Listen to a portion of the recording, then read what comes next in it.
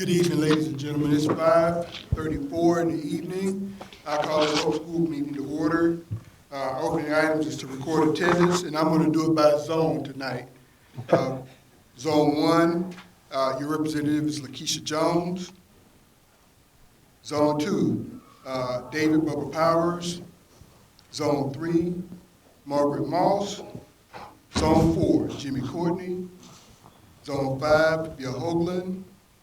Zone 6, Nathaniel Peaches Holyfield, and Zone 7 would be myself, Albus Hamilton. Next on the agenda is the consent agenda, which is the budget and approval of minutes, expenditure and approval of minutes.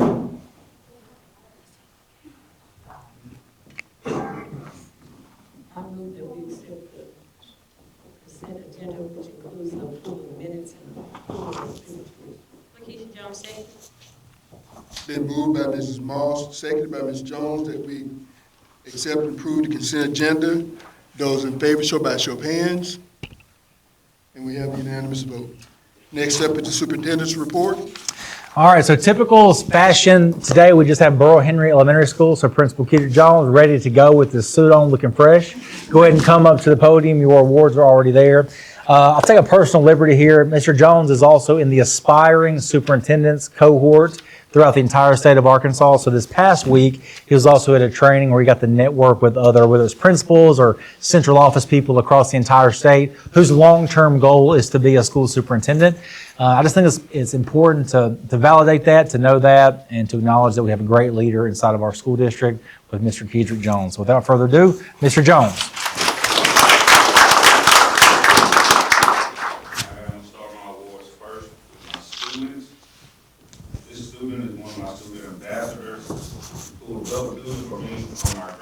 Day and showing our magnet grant writer around to truly help make my life a little bit easier around the school. That is grace and hope. Congratulations. Good job. Just right here, spot. Okay.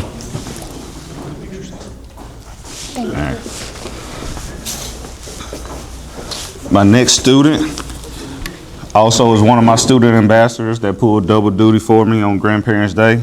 Also showed the magnet grant writers around.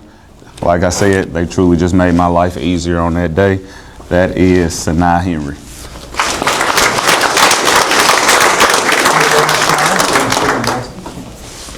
Congratulations. Good picture right there.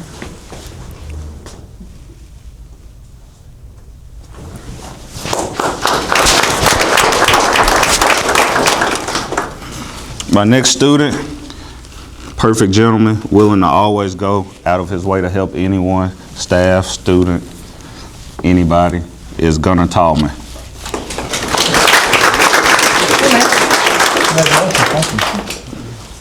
Good job, buddy. Proud of you.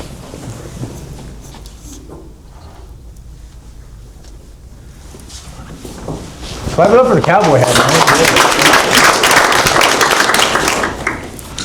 Next, I'm gonna move into my teachers. This staff member came in, hit the ground running. She's part of my leadership team, and it's already coming in, giving me some brand new great ideas. Miss Karen Duncan.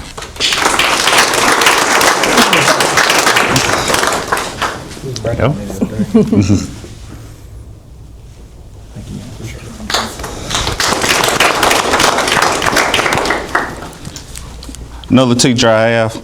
This staff member has been a great addition to our BHE team by helping us get the great things for BHE out to the public and social media, and that is Miss Chelsea Ewing.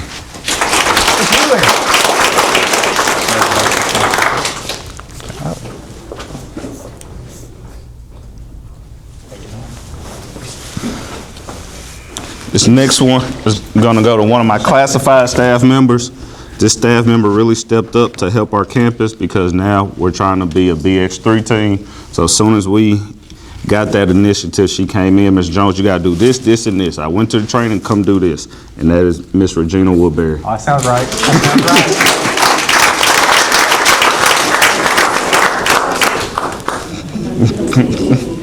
Congratulations.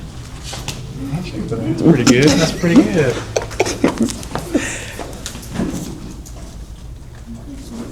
Clap for Ms. Woodbury again. This next one is going to go to one of my parents. This parent is a huge advocate, and I appreciate her for always keeping me updated on what's happening with not only her student, but all students within our community, and that is Miss April Anderson.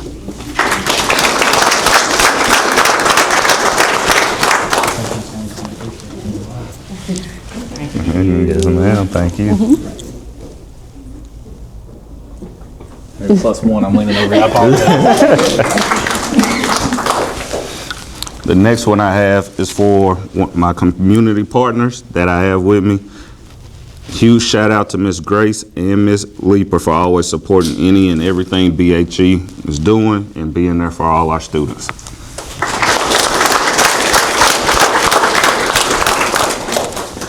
Thank you very much. Appreciate it. Thank you very much. No, we'll hold it in the middle. There we go.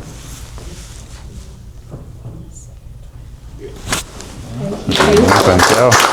That's it. Is that it? Mm-hmm. All right, anything else you want to say about your staff? You're the only one today, I think, so anything giving you the liberty.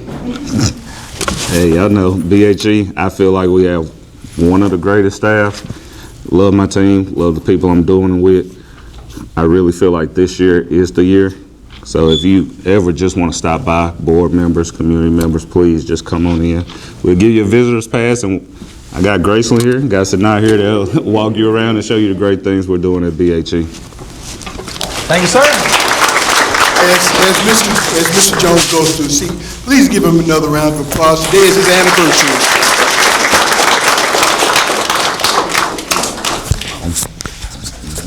And I'll admit one other thing too. Could we pause for a moment of silence? We had a huge community member pass away, Mr. Floyd Young. If you'll bow with me for just a moment of silence.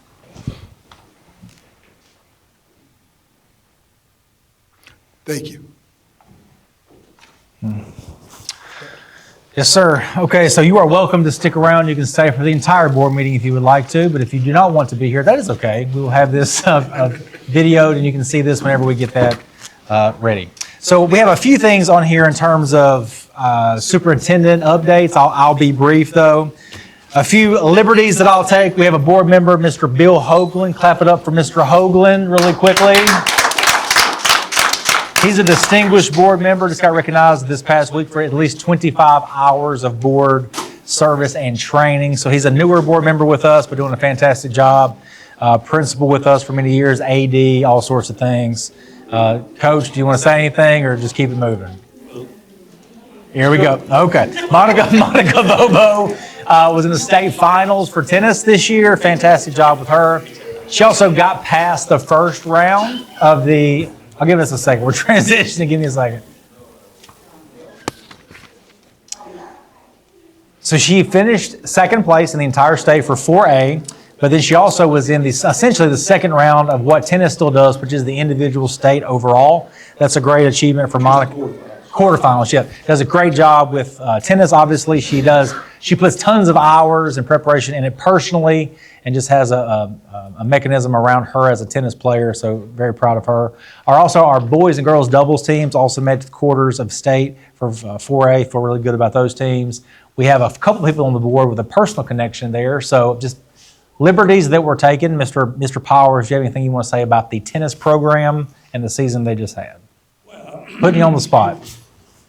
well, just very proud over the last several years for our tennis program, and these kids do a lot of this, and the parents on their own, providing lessons, spending money, driving to Texarkana, Little Rock. Monica is Monica a great tennis player? She is just a delight.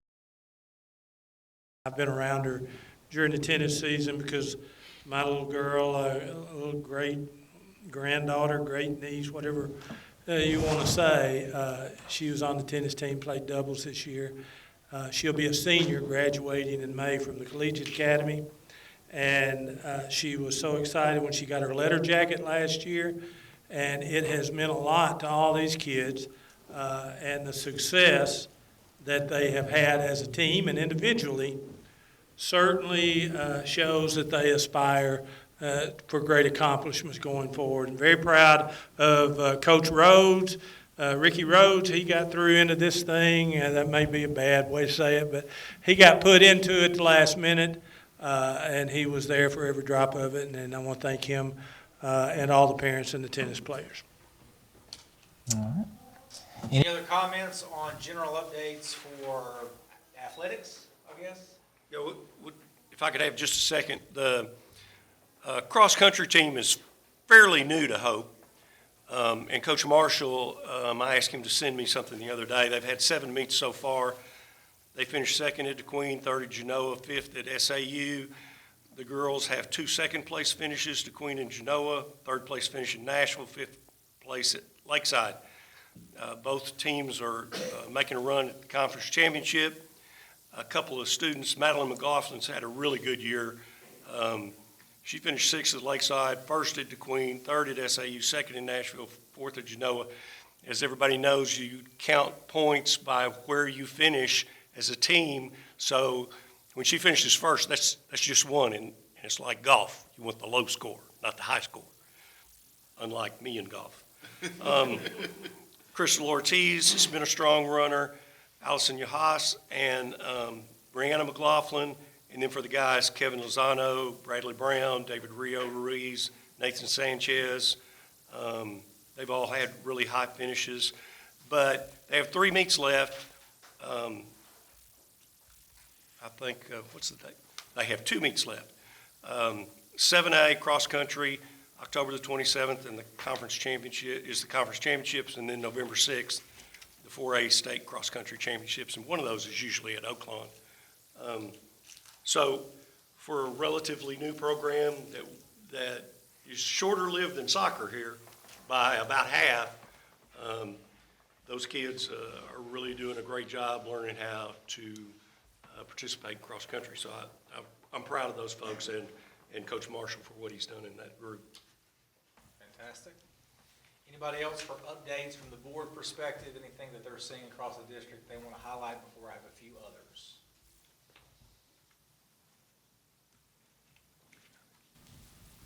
All right, I'd be remiss if I didn't mention the band at the BOA competition in Dallas or Dallas area. They finished first in their classification of the small school classification. Did well there, transferred back safely, and they're back with us, and they're excited to continue the competition season. They're even doing some of that tonight as well. So excited to see where that season goes. In addition to that, we had a board work session today, so I want to talk a little bit about that. We talked a lot about Yerger Middle School, so today we did an academic walkthrough at Yerger Middle School, which was fantastic.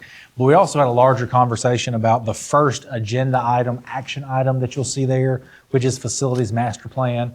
We talked long-term about what we think we need over the next 30 years for our facilities to match the academic programming and the excellence that we expect for our kids. And so just to put it out there, to get the conversation started informally, but in a formal meeting setting, we are looking actively at what a slight millage increase will look like for our community so that we could have the actual facilities that we want to have across our entire district. We had a failed millage attempt a couple of years ago, but we learned a lot from that, including like the rate, the communication, the back and forth about how we could do a better job of communicating what we need and what students need.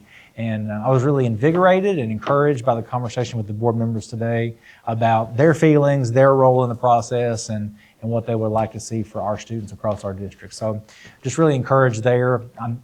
Ms. Moss, I'm not trying to put you on the spot or anybody else, but does anybody have anything they want to say about that before we move on to business items?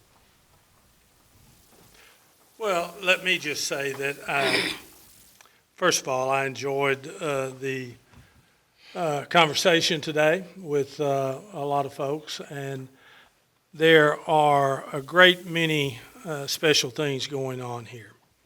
When we ran the millage a couple of years ago, obviously it wasn't something that the public wanted at that time. But, you know, when you look at this $15 million magnet grant that we've been using over the last few years, you look at the Collegiate Academy, you look at the the grades that Clinton Primary has upped and our reading scores at some of our schools. There's so many good things going on.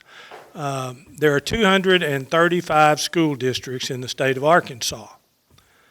And as far as the millage rate, we are number 204. Now, we'd love to be a lot higher, but it's been, Doc, you may be able to, 30-something years since we've had a millage increase. I think it's 36. 36 years since we've had a millage increase. And the board, though the board has changed over the years and superintendents have changed,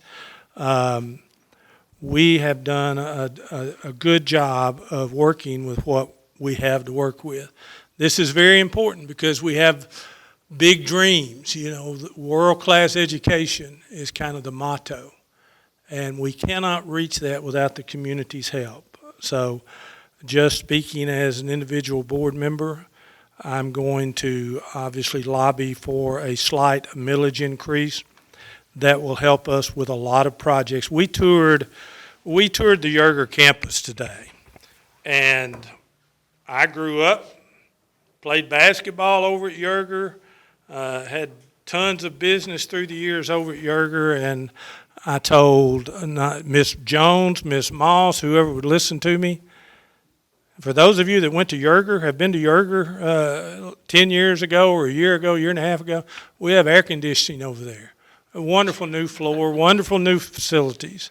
This is all because our administrators and everyone involved has been working to try to make improvements along the way. So it's very important.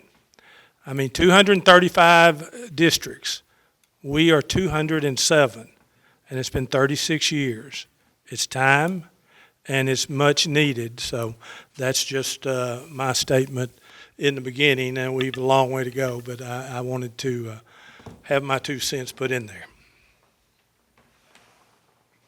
I think one of the things that we need to consider whenever we talk about something like this is what kind of help is out there.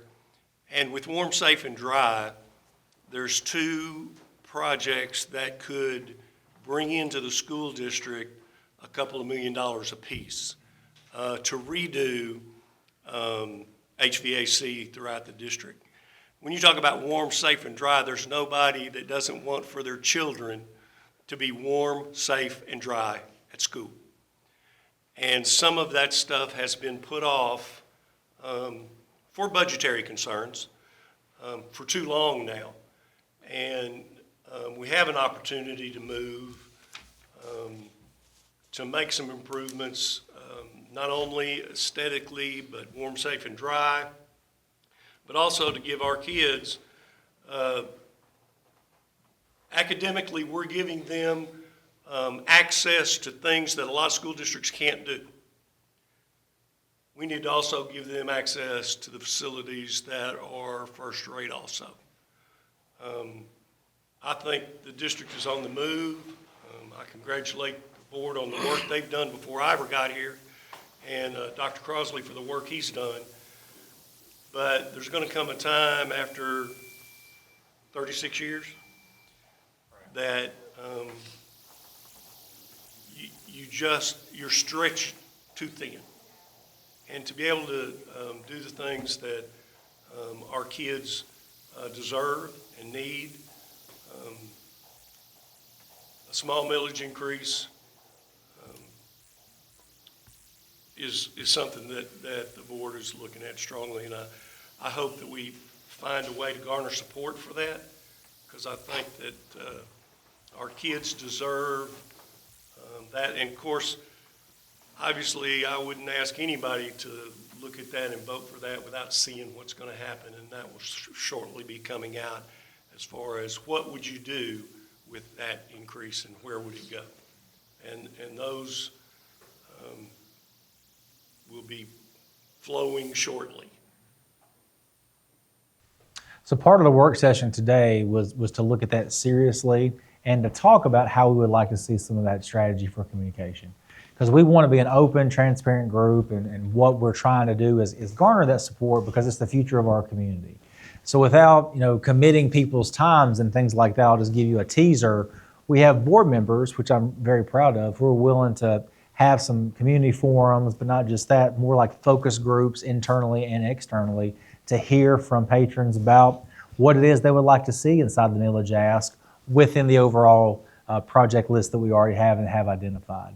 And so just to give you too much information, just to put it out there, their millage increases are based on how much money that you will generate based on your assessment of your community. So we are privileged to have some industry inside of our community and some assessed property that's of a decent value inside of our community, but it still takes a slight increase to be able to generate the money over the 30-year period of the loan to get the money needed for the bigger projects.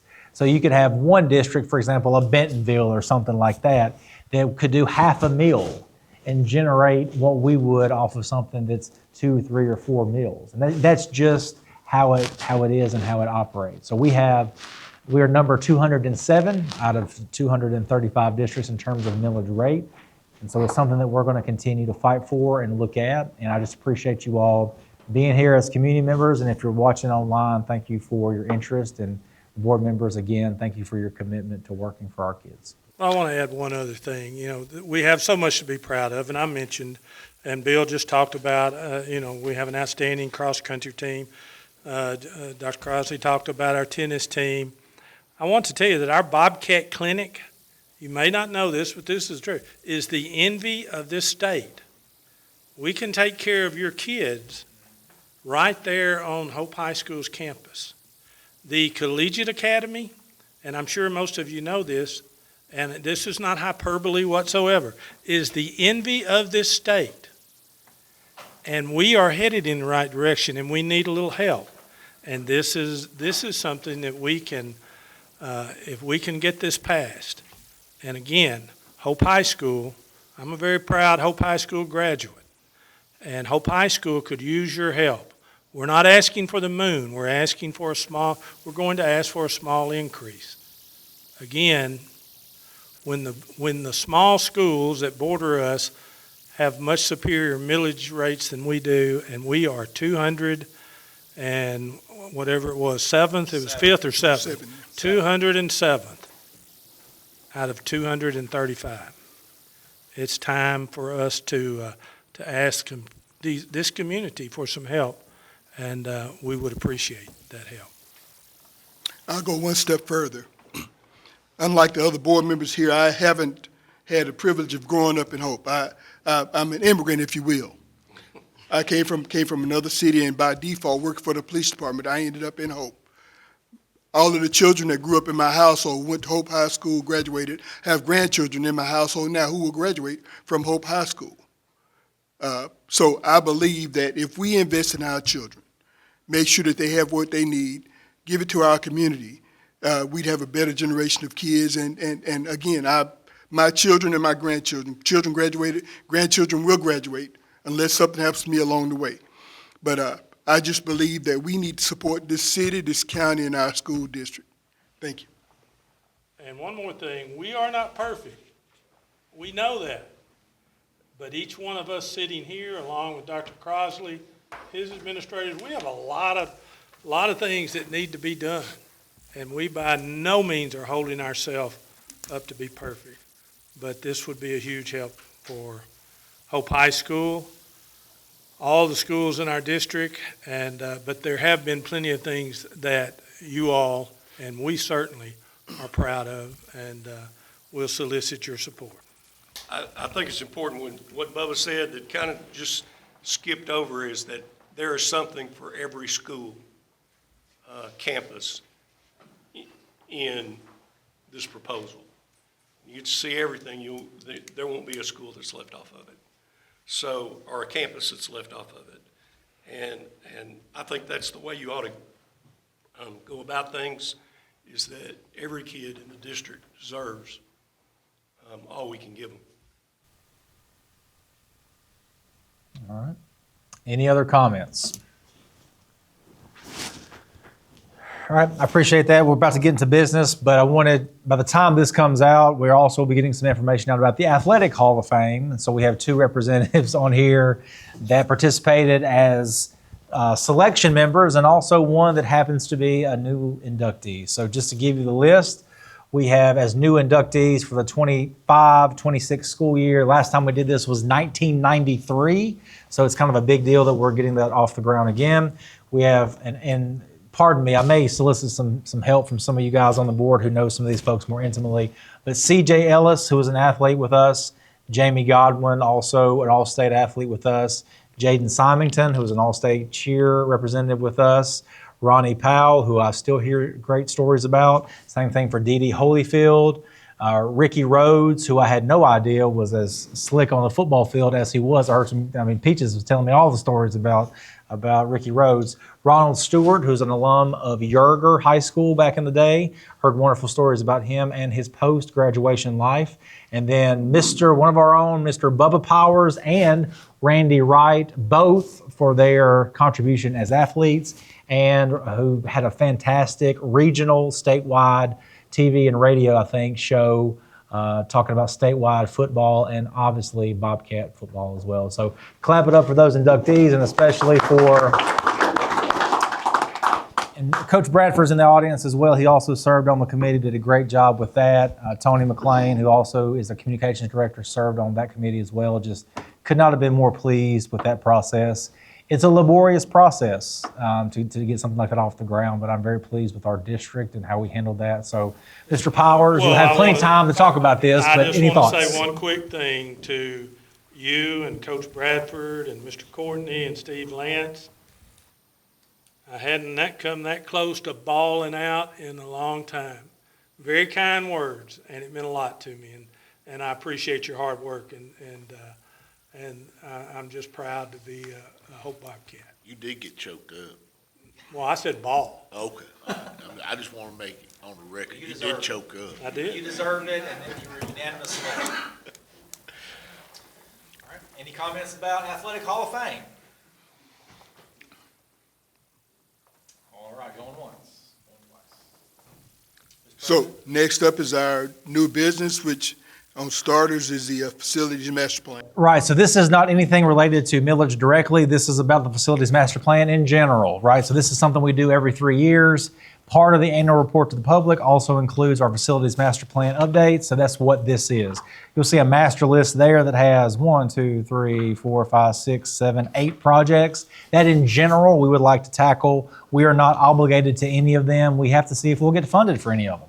So there have been projects that we've received funding for over the years, including the Yerger Gym. So just to give you some context, 4 years ago, we applied for the Yerger Gym renovation and didn't have any idea that we would get funded for that. Got funded at a higher rate than we thought we would get funded for, and then we received some private money and saved some money. And that's how these sorts of things come together and happen. You'll see the list here. We also have a resolution that has to be signed from the board president just to move forward. We have a state rep, Joanne Woodridge, who helps us as a state representative.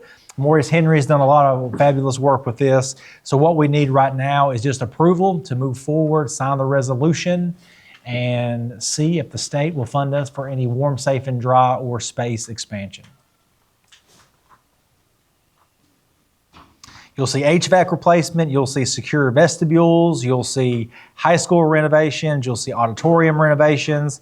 We put baseball, softball, tennis on there. We put football stands, which obviously are, take patching every so often. Access controls and cameras, you'll see all that there. Mr. President, I make a motion we approve the resolution for local support of the 6-year master plan and partnership project. Second. It's been moved by Mr. Hoagland, seconded by Mr. Courtney, that we accept the facilities master plan. Those in favor show by a show of hands. And we have a majority vote. Thank you. Next up is steam-based playground equipment. All right, this is a little bit of a long time coming. This comes out of magnet funding. This is, matter of fact, Mrs. Gilbert, can you assist me, please? Can you play the role of Vanna White? I don't see Dr. Duke here or Ashley Stewart, but what we have here is playground upgrades at Clinton. Our playground equipment is old, dated, and it's functional. We have kids that use it, but this is more world-class. This costs what it costs. So playground equipment that is this substantial for the amount of kids that we have comes at a price tag that's well over $100,000, and that's kind of the going rate. This is not paid for with district operational money. This is one of those student experiences, and thank you, I appreciate it, that we would pay for with district magnet money. This is ran through the TIPS tax process and the quote process, and you have even a memo from Dr. Duke about that. So coming to you for approval of purchasing playground equipment for Clinton Primary with magnet funds. Mr. President, I make a motion we accept the bid on the STEAM-based playground at Clinton Primary School. It's been moved by Mr. Hoagland, seconded by Mr. Holyfield, that we accept the quote for STEAM-based playground equipment quote. Those in favor, show by a show of hands. And we have a unanimous vote. Next up is the CPS basketball goals replacement quote. Same idea, basketball quote replacement, some of the dilapidated goals for replacement. Sam, have you seen these? Will you look at this real quick? All I want to know, is this those double, those things you can't hardly tear down? I mean, I know you can tear down, you 6'4", I know you tore down some when you were in high school, but I think those are the ones that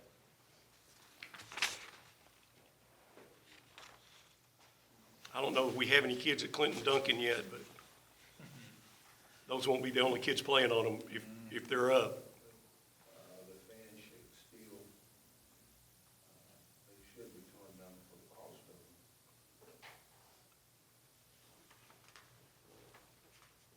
It's steel back. Okay. Fan-shaped.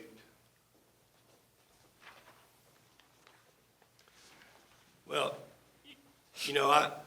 I think we ought to put the most durable things we are, and it says Duragold 2, which I don't know what that is, but I do know what a double steel rim is.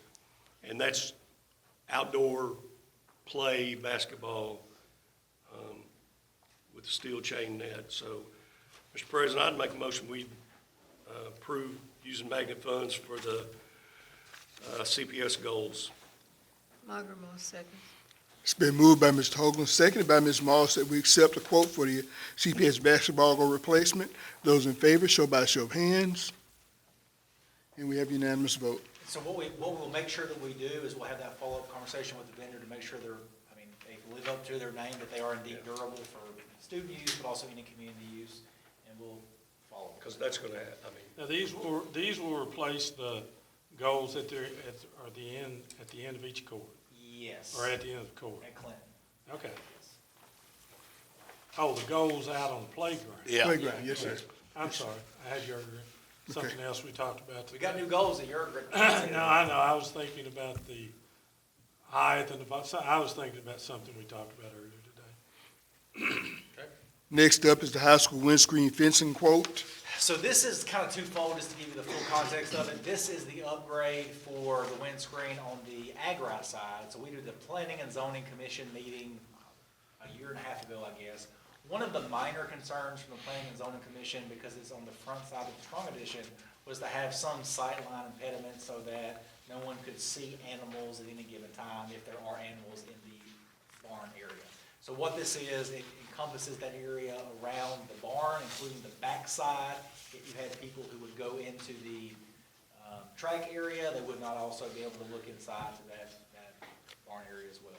Similar fencing to the windscreen fencing that you see on the 18th Street side for the football stadium.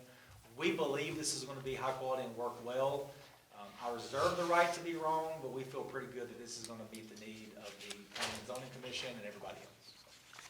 And Philip worked on this, Ms. Dunham was involved in the process, Maurice worked on it, Magnet worked on it, we're paying for it, and feel comfortable with this quote. So this goes on the 18th Street side, in front of the Agri barn. 16th. 16th Street, that's 16th, right? 16th Street, excuse me, It's 16th really Street. before you get to the Strong. And then makes it's not quite the strong Right, edition, but, right. Yeah, but then makes a turn and goes up to the indoor. correct. Just so. So it's not all the way down? No. Okay. Not all the way down to the neighborhood or all that, Okay. just around the Agri barn area. Yeah. That's good. Yes.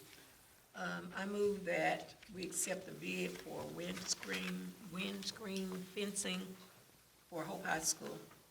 Keisha Jones, second. It's been moved by Ms. Moss, seconded by Ms. Jones, that we accept the bid for high school windscreen fencing. Those in favor, show by a show of hands. And we have unanimous vote. Next up is the recommendation to auction vehicles. It wouldn't be an October board meeting if Maurice didn't have multiple items on the agenda. So Maurice has some auction items that he would like to put out there. Maurice, do you want to present on your behalf, or would you like for me to just tell the board to read it on their own? That's right. What it is, just like auction on some, on the older buses that we, I think, feel outdated. You got the service out of those at this time, like an auction on some. Typical process that we follow before for auctioning off buses. Mr. Henry, were these two buses, they purchased brand new back in '01 and '03? So I believe we got our money's worth out of things.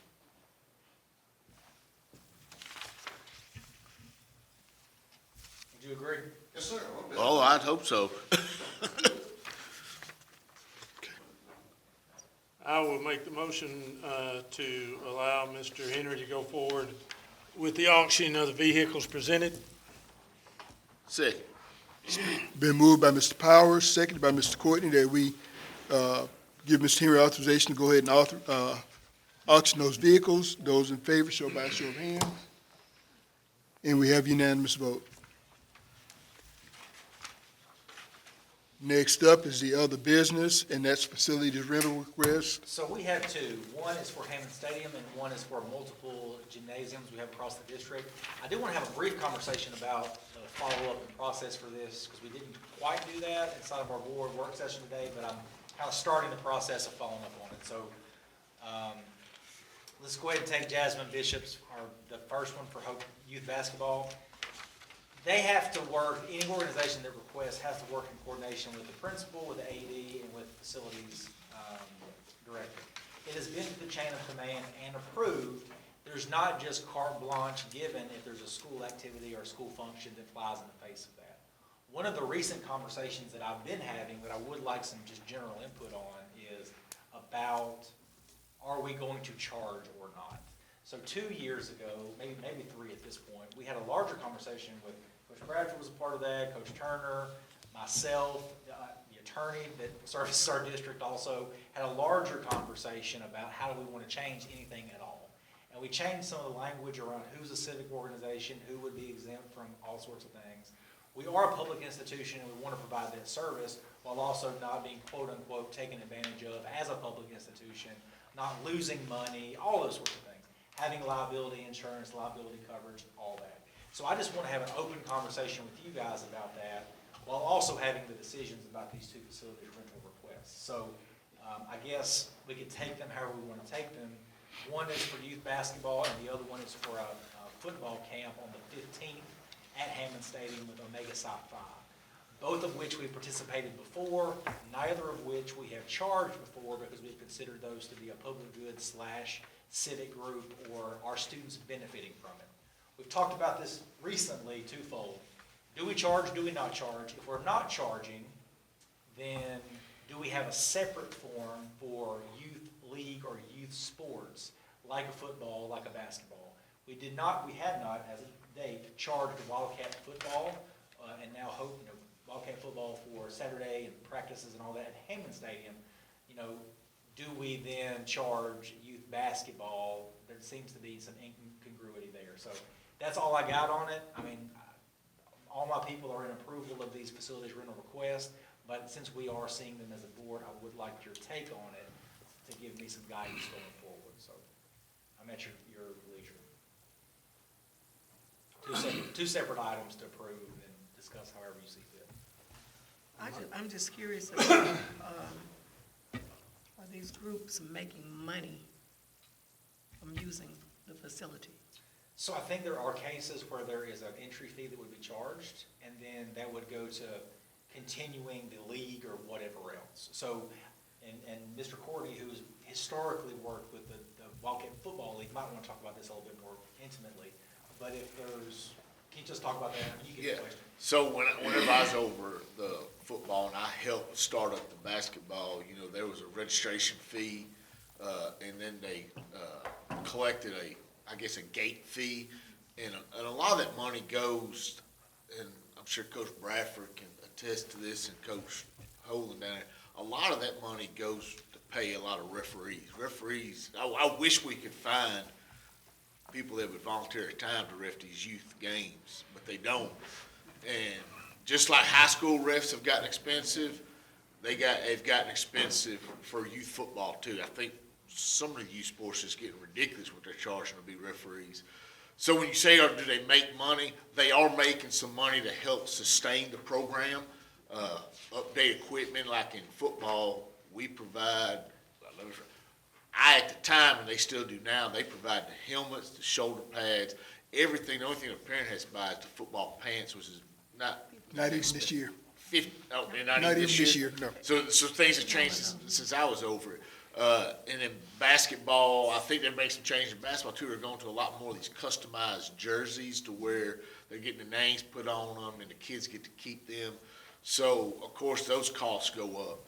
But, yes, there is some money made, but I wouldn't say it's for profit. It's more just to kind of help the program continue going from year to year to year. And it was, just to be honest, it was a good conversation that I had with my staff, I mean, just this week, about how do we want to approach that going forward, and what's our stance on that, if it is a money-making venture or not, and liability coverage and all sorts of things. So part of our new facilities renewal request, I say new, it's like 3 years old, is the liability coverage, and we've worked with the attorney and other folks about how we're covered, for instance, like that, and we are. So, and we feel comfortable at the process we currently have, but since we see them as a board, I mean, it's your pleasure. However you want to handle that, we can handle going forward. And I'll also touch, I don't know if any other, most of all these youth sports are all played at the high school or junior campus. Football's always, all the teams that were involved, what I call community teams, they were all played at the high school football field. In basketball, when you travel to Ashdown or Nashville, we're all played on their high school or junior high thing. And as far as I know, with being over the football for 10 plus years, I never knew of a district that charged that youth program to use their facilities because it's benefiting their kids of that district. So I'm not in favor of it. That's just me. Now, are there certain other entities that may want to come and we charge because, you know, I think it's a case by case, but for the youth that benefit our students, I would probably say in the football, I'd probably say 99.9 of them all go to Hope Public Schools. When I was over, I think we had one kid who played and was from Prescott but played here just because he had an uncle. I think that was coaching. He wanted to play for his uncle. So. As far as fraternities especially here, that a big organization like that, 9 times out of 10, that's not going to be for profit. If it's going to be something like this, from my experience of being in Order of Eastern Star, you have to get something, since the name is already branded, you have to get that from the big folks saying that you can continue to use this name and sponsor it to do something good. Anybody can come in off the street and say they belong to a fraternity. But then at the bottom where the signature responsibility, we don't even know who that is. I was just gonna say, do we know who signed that? We do it, David Williams. Oh, okay, Okay. all right. So instead of him using he could have put in support of that fraternity, instead of just saying that's from them. Right. We did this, I don't know how many years we've done it in a row, but I do know we did last year. And we had a similar facilities rental agreement and those sorts of things last year. And we did not charge last year. So I talked to Philip about this kind of at length today, a little bit, maybe some yesterday as well. He is not in favor of charging at this time because it's benefiting our students and they're a public good, et cetera. But I think there is some good conversation just because it's come up from multiple individuals that I think we should at least tackle it on some level. So if it ain't broke, don't fix it, I get that, but if there's a slight adjustment that we should make, we definitely can. So the new facilities rental request, and I say new, it's 3 years old, it's on the website, Mr. McLean has made sure I believe it, the new one's on the website, Ms. Eva did. There's a slight adjustment on rate. It used to be a flat rate of $250 for every facility. It is not that anymore. So to be quite honest with you, some of our facilities, we have put in a mark that is not inexpensive, it's not an exorbitant amount, but if you want to rent Hammond Stadium for instance, charge like $2,000. And so if you were going to use basketball arena at the high school, I want to say that is $1,500. And so we modified that based on the knowledge that many of the things that we do allow, because there's an approval process, that we allow are not for profit.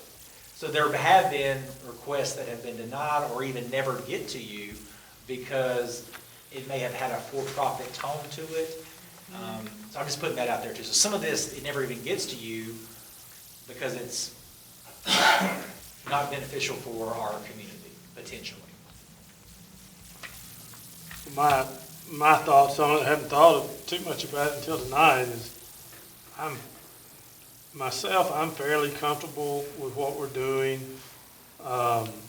If there are complaints or someone sees something going on, I know that David and the bishops have used this before, and I don't have any problem with it.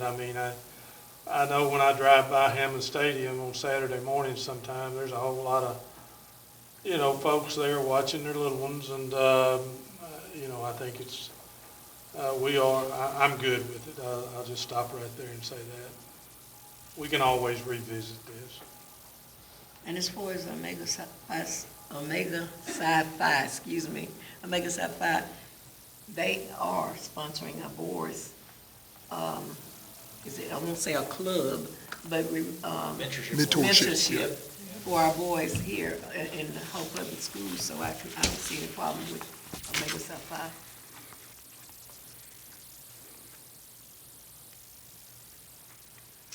Any more discussion? If not, I'll entertain a motion. Let me just say that the ones that are difficult for me, and I agree with everything that's been said, but the ones that are difficult for me is when you get a request for 3 gyms, October, December, January, February, March, 6 months, Monday through Friday, 6 to 9, Saturday through Sunday, times may vary, Saturday and Sunday times may vary.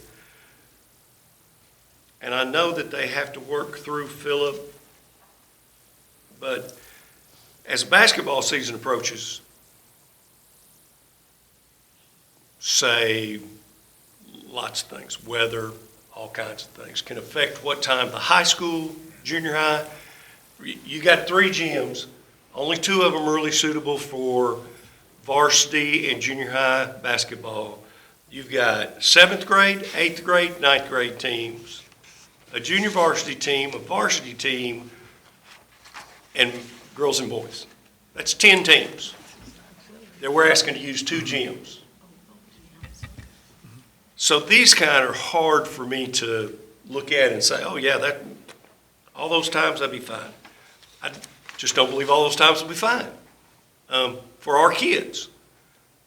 Now, what the process is, how to work through it with the basketball coaches. You're talking about, you could be up to 10 different people, right, including Philip, about how you set those times out. I did a little assistant basketball coaching in the day, and there's nothing worse than having to go run out somebody out of auxiliary gym because you're fixing to have varsity basketball practice in there. Right. And I just want to reiterate, and Philip's on board, he understands, we're on the same page with this. Hope Public School activities supplant all of it, right? So it's our facility, our students benefiting from it. This is a rental request, barring there's no other event in there. And so the Yerger gym becomes more attractive because it's obviously been updated. The Beryl Henry gym is essentially a community safe room, so it's less attractive for some competition things. And the auxiliary gym, I mean, it's an auxiliary gym, it's nice, but it's an auxiliary gym, so. I guess I'm just looking for a process where a week-by-week basis that Philip would know when the gym is going to be used. This is a 6-month Yeah, request, and I don't have it. I want them to use it, yeah. but I want them to use it in conjunction with whatever we need as a school district for our kids. So would the request be to have a tracker that's developed with Philip that we make sure we know? Something like, okay, week to week, we need a schedule. Yep. I think that's reasonable. I don't disagree with that. That's fair. A bit. I mean, number one, 6 months is a little bit, to me, excessive. Now, I went through this in my mind back before June, because I think it was Wildcat football wanted to start football practice in June. Well, they did, I'm sure, and that's how they, but this is not SEC or NFL football. I mean, that's a little bit excessive. We allowed them to do it, but I might want to maybe pare that down some way where it might be easier for Philip or Coach Bradford or whoever is, running into this. And I saw Coach, a moment ago, and I was asking him about it, and I think he's, I'm not putting him on the spot or anything, but we want this to work, right? We want to be a public service for folks, while also making sure that our students and the services that we have are prioritized. And I think that's the intent from Philip's perspective, but seeing some of that on paper might make us all feel better. So I have no problem following up with him to make sure that reality is real. Well, can we, I don't know what their time frame is, can we look at this next month after Philip kind of? I don't know. Well, I think let me say this. Ms. Bishop is looking to go ahead and start. I know, get started, and she I had a would chance be- because it wasn't approved already. Yeah, I'd be in favor of approving the requests With the and addition asking to- Philip to work out some kind of let us know Schedule. on a That's all right. monthly, weekly, whatever it is he likes, and whatever works for the basketball coaches, because I want them to use it. I mean, I'm not saying I I don't. think a lot of why it's so long and is because they're still in the registration process, so they Sure. don't know. And if they don't request now, and we have to wait to have it come back in November, well, now by policy, they can't start using it until it's approved. But- Exactly. So I think because I've seen the registration form, it's being, they're trying, so they don't know how many teams they're gonna have in each age group, how many, boys and girls, and I think that's why it's so vague right now, is. And I agree with that, and once they get that information, Exactly. then we can pare it down.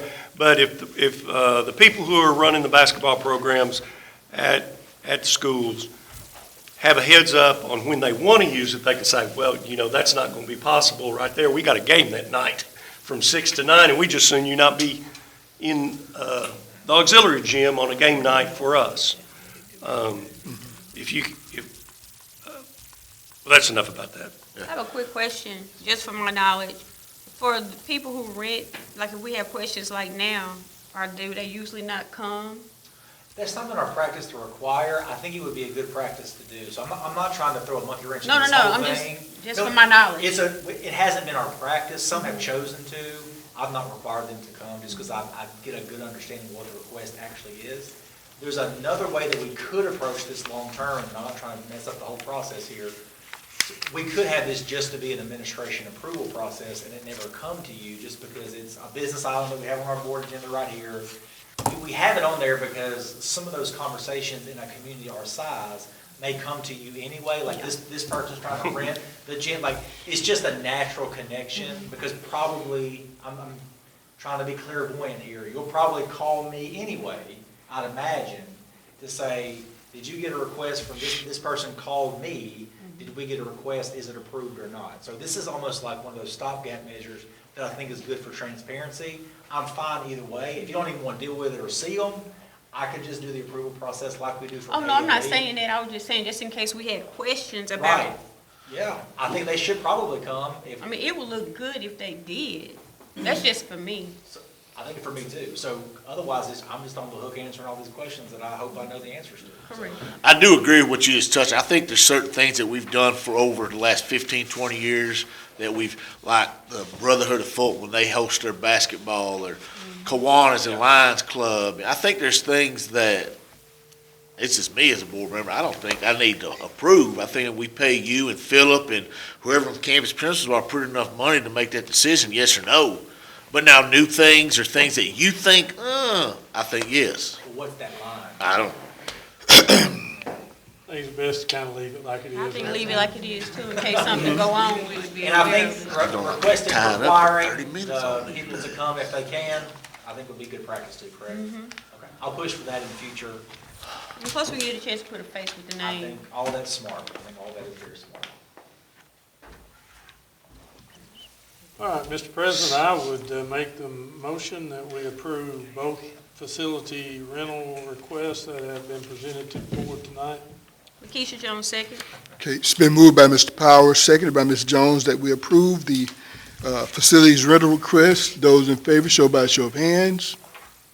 And we have unanimous vote. I'm sorry, which one? Both. Both. Yes, sir. Great. Something was included by accident.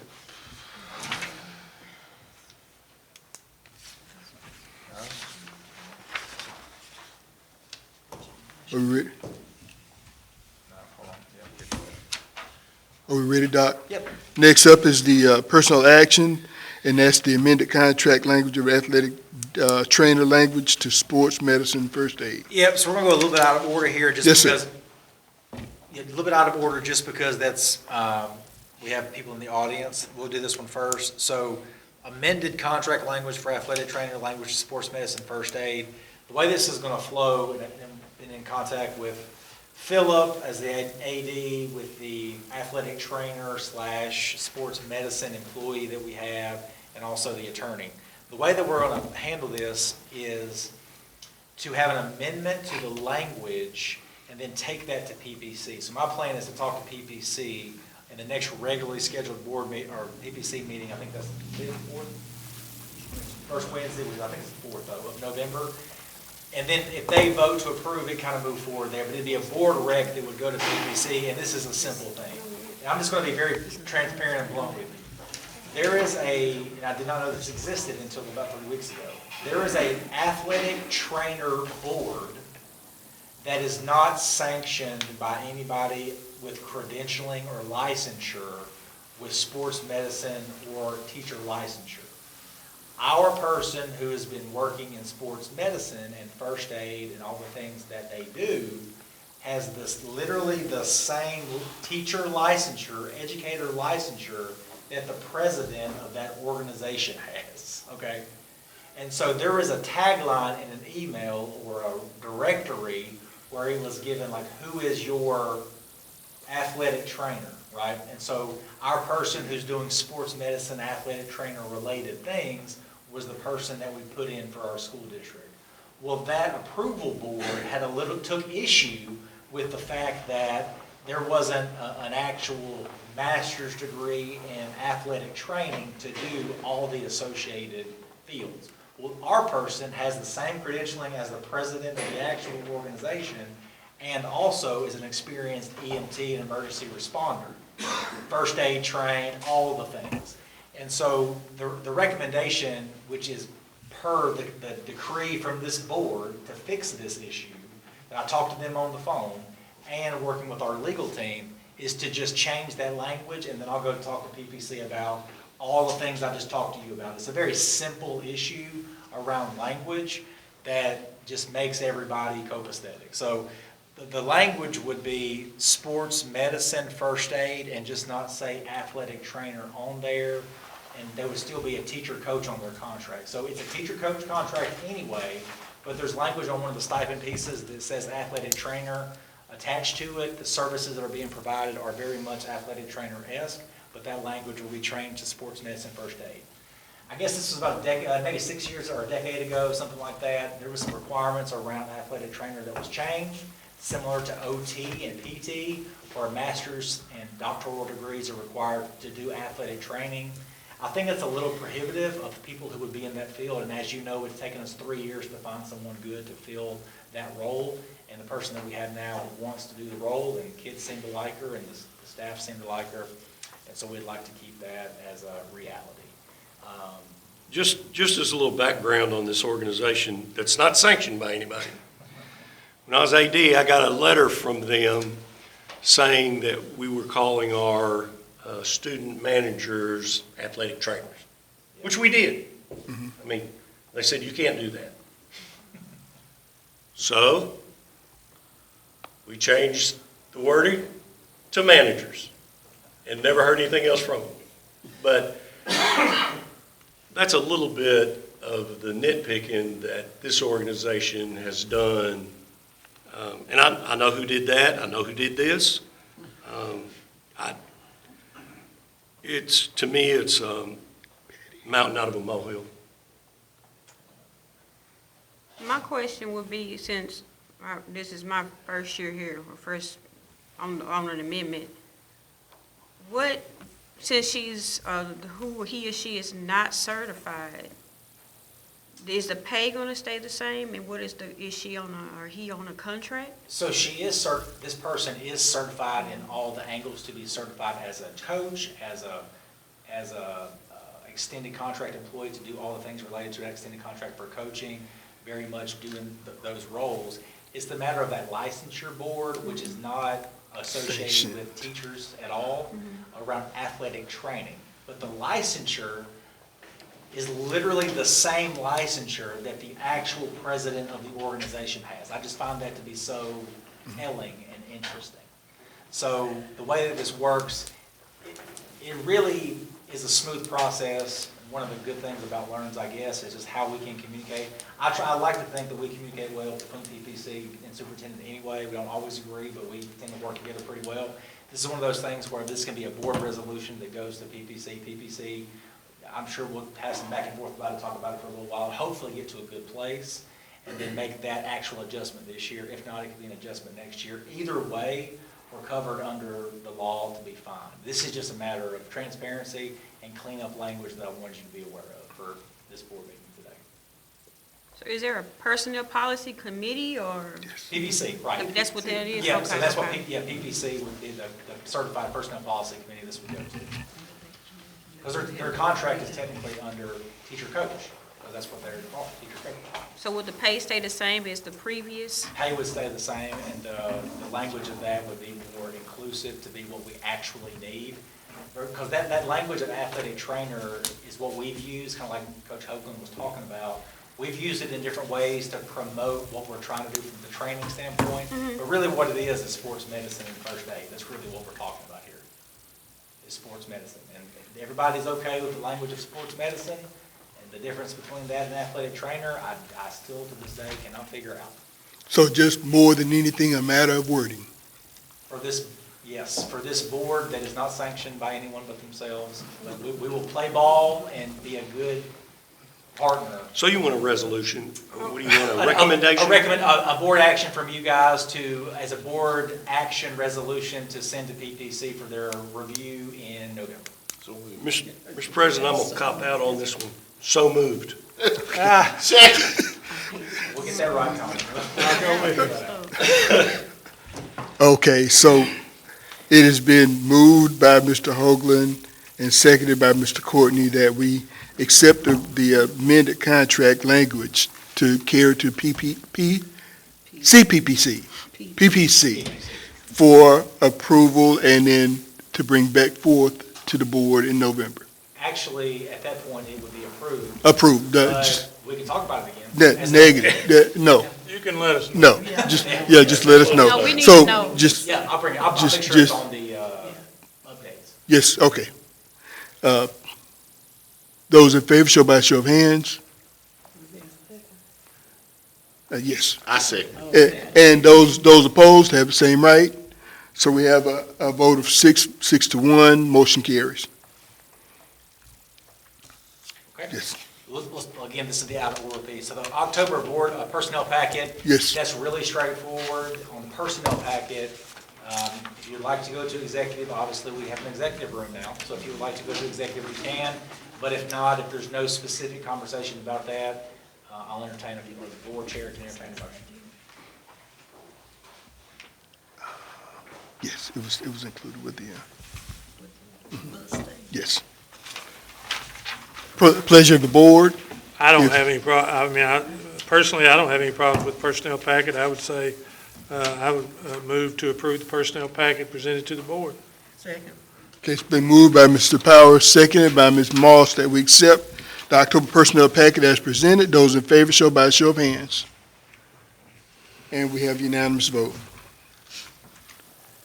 Yes, There's two purchase items on here that was included in the packet, but I did not address, and I want to go ahead and do that before we move to our. yes, okay, yeah.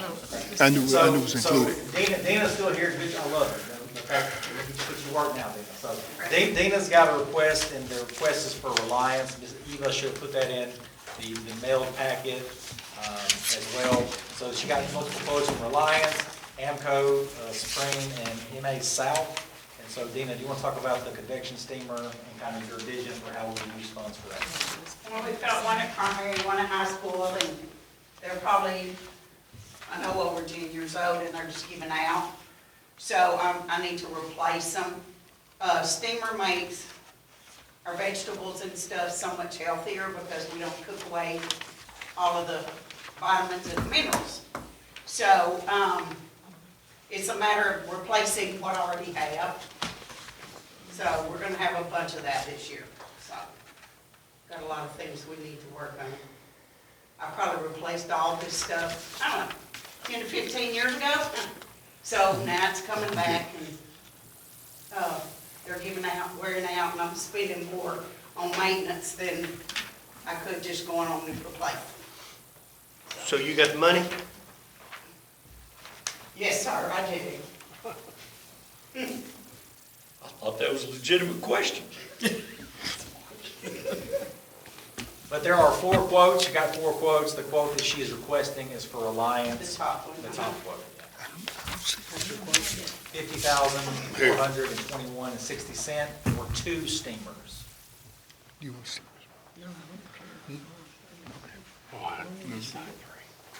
We didn't get it. Yeah.